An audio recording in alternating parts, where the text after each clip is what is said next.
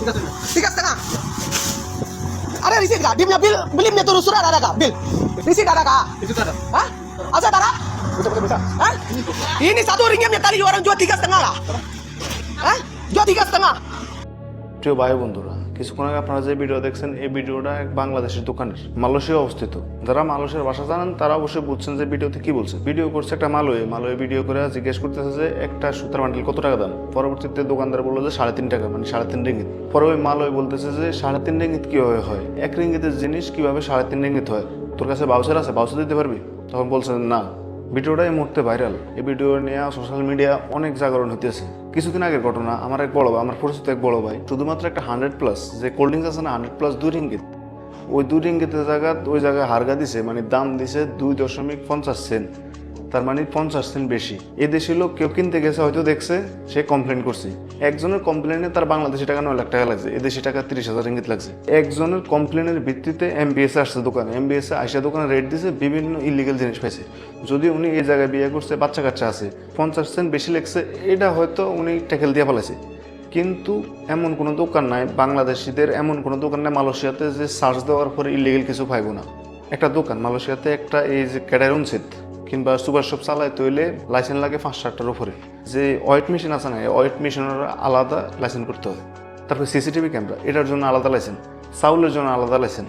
জ্যান্ত জিনিস দোকানে রাখার জন্য কোনো লাইসেন্স দেয় না। মুরগি, মাছ এগুলো দোকানে রাখা যায় না, কিন্তু এগুলো তো বাঙালিরা রাখে, তাই না? সিগারেট, এই দেশে সিগারেট ছাড়া অন্য কোনো সিগারেট রাখতে পারে না। কোন বাঙালির দোকান আছে যে দোকানে মদ বিয়ে থাকে না? হয়তো উনি বিয়ে করছে দেশে, বিয়ে করে বোন নাম দিয়ে চলতেছে দোকান, কিন্তু বউ তো মুসলিম। মুসলিমের দোকানে কেন হারাম জিনিস থাকবে, এটা নিয়েও যাচাই করে। MBS এর লোক যারা দোকানে যায় রেট দেয়, এগুলো যাচাই বাছাই করে। তারা যে দোকানে ঢুকে ওই জায়গায় মাস্ট বি জরিমানা করবেই, কারণ আপনার কোনো না কোনো জায়গায় ফল্ট আছে। দোকানে যদি আপনি মদ না বেছেন, সিগারেট আছে, সিগারেট না বেছেন, বিভিন্ন সামান আছে, ডেট ওভার, তারপর ফরেনার কেন ক্যাশে বসছে, এই সমস্ত বিষয় নিয়ে ঝামেলা করবে, তারা কাজটাও করবেই। তারা যেমন সুযোগ দিছে সেভাবে আমরা তাদের আইনের প্রতি শ্রদ্ধা রেখে ব্যবসা বাণিজ্য করতে হবে। এখানে আমাদের বাঙালি ভাইদের অনেক ভুল আছে। দেখা যায় কোনো একটা জিনিসের দাম যদি মার্কেটে 2 টাকা হয়, সেই জিনিসের দাম তারা কিভাবে হারগা দিয়ে রাখে, কিভাবে দাম দিয়ে রাখে 3 রিঙ্গিত। ঠিক আছে, আপনার বেশি লাভ দরকার, আপনি দাম দেওয়ার দরকার কি? এই দেশে যে কোনো একটা লোকাল লোকের একটা কমপ্লেনের কারণে একটা দোকানের রেট দেয়। ধরেন 2 টাকার জিনিস আপনি 3 টাকায় বিক্রি করবেন, সেটা আমাদের কাছে বিক্রি করেন, আমরা যারা ফরেনার আছি আমাদের কাছে বিক্রি করেন, কিন্তু এই দেশের লোকের কাছে এগুলো রাখবেন না দয়া করে। কারণ এরা 10 পয়সা, যদি 10 পয়সা মাটির নিচে পড়ে, এই 10 পয়সার জন্য এই 10 ফুট মাটি খোদাই করে হইলো এই 10 পয়সা থেকে উদ্ধার করবে। আমরা তো 1 টাকা 2 টাকা এটার হিসাব আমরা রাখি না, তারা 10 সেন্ট 10 পয়সার হিসাব রাখে। তারা ব্যবসা করে খান, এতে আমরা সাপোর্ট করি আপনাদের। কিন্তু এই দেশের লোকের সাথে গাদ্দারি করে আপনি ব্যবসা বাণিজ্য করে টিকে থাকতে পারবেন এই দেশে? আমাদের বাঙালিদের এই একটা সমস্যা, কোন একটা জিনিস যদি কোনো একটা এলাকায় একলা যদি দোকানদারি করে, 10 টাকার জিনিসের দাম 50 টাকা রাখে।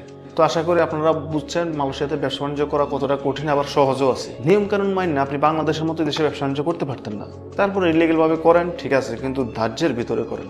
আমরা আজনবী, এরা সুযোগ দিচ্ছে বিদায় আমরা এখানে ব্যবসা বাণিজ্য করতে পারতেছি, তাই বলে এদের সাথে টক্কর দেবো? যাই হোক, ভিডিওটা এই পর্যন্তই। দেখাবো আপনাদের সাথে অন্য কোনো ভিডিওতে অন্য কোনো বিষয় নিয়ে। সে পর্যন্ত ভালো থাকবেন। আল্লাহ হাফেজ।